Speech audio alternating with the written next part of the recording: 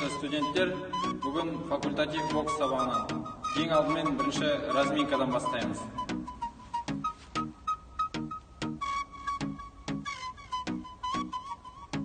Жақсылап мойынды созамыз. Оңға, солға, алдыға. Екінші, иықты айналдырамыз. Алдыға, артқа. Үшінші, кисті айналдырамыз. Алдыға созамыз. Қолды жақсылап созамыз. Сол қолды, оң қолды. Белді айналдырамыз. Оңға, солға. Екінші.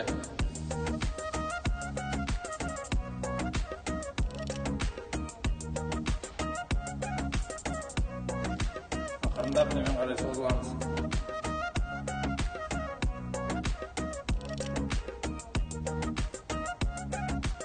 Аяқты қосып тағы да созыламыз. Келесі тізені айналдырамыз. Ішке және сыртқа. Екі аяқты қосып тағы да тізені айналдырамыз. Келесі аяқты созамыз.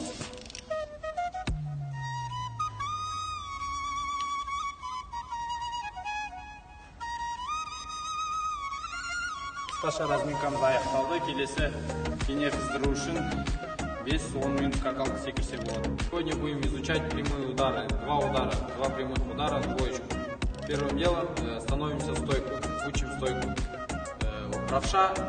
У правши левая рука впереди, у левши правая рука впереди. Так как я правша, я вам покажу стойку правши. Сперва расставим ноги. Ноги должны быть на ширине плеч. Правая нога не должна быть на одной линии с левой, так как тут теряется баланс, равновесие. Вытаскиваем правую ногу чуть вперед. Левая рука впереди, левая рука для контроля дистанции. Правая рука защищает лицо. Локти уже, локтями защищаем корпус.